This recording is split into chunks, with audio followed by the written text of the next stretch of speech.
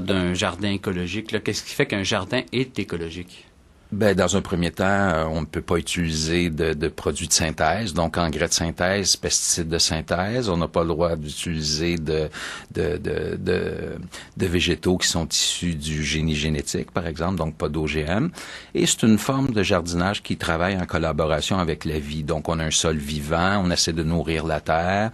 Il faut toujours avoir conscience que dans le sol, il y a des milliards de micro-organismes qui travaillent pour nous à mettre en circulation les éléments minéraux dont les végétaux ont besoin. Et hors sol, ben, on essaie de créer une espèce d'équilibre qui va faire en sorte qu'on aura un minimum de problèmes avec des insectes. On essaie de faire en sorte que l'équilibre du milieu va favoriser le contrôle naturel des ravageurs potentiels. Je voyais dans les notes qu'on m'a procurées avant qu'on se parle que, bon, lorsque vous voyez des insectes dans votre jardin, ne pas paniquer. Très bien, certes, mais qu'est-ce qu'on fait?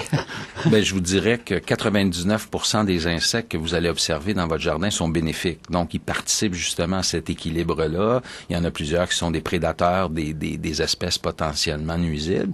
Et si jamais vous observez un insecte qui cause du tort à vos cultures, ben là, on va essayer de travailler avec un produit qui va être le moins dommageable pour l'équilibre qu'on est en train de créer. Donc, on va travailler avec des insecticides doux. On peut préparer des insecticides, par exemple, avec des feuilles de rhubarbe. On peut travailler avec de l'ail. Et il y a des insecticides qu'on dit naturels ou biologiques qui sont vendus dans les centres de jardin. Par exemple, du savon insecticide qui permet de contrôler une foule d'insectes.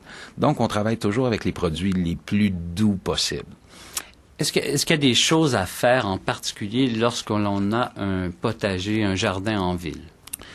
Bien, en milieu urbain, on vit évidemment dans un milieu où il y a davantage de pollution. Donc, on a la pollution atmosphérique qui est causée par l'industrie, par la circulation automobile. Et ce qui est recommandé en milieu urbain, c'est d'éviter les légumes feuilles parce que, par exemple, les épinards, les laitues, c'est des légumes dont on consomme le feuillage. Et on sait bien que le feuillage, les feuilles sont des filtres de l'atmosphère. Donc, il va y avoir davantage de contamination dans les légumes-feuilles. Donc, si vous jardinez en milieu urbain et si vous êtes près de la métropolitaine, par exemple, ben mieux vaut privilégier des légumes fruits ou des légumes racines. Donc, les tomates, les poivrons, les aubergines, les haricots, les carottes, qui vont concentrer beaucoup moins les polluants.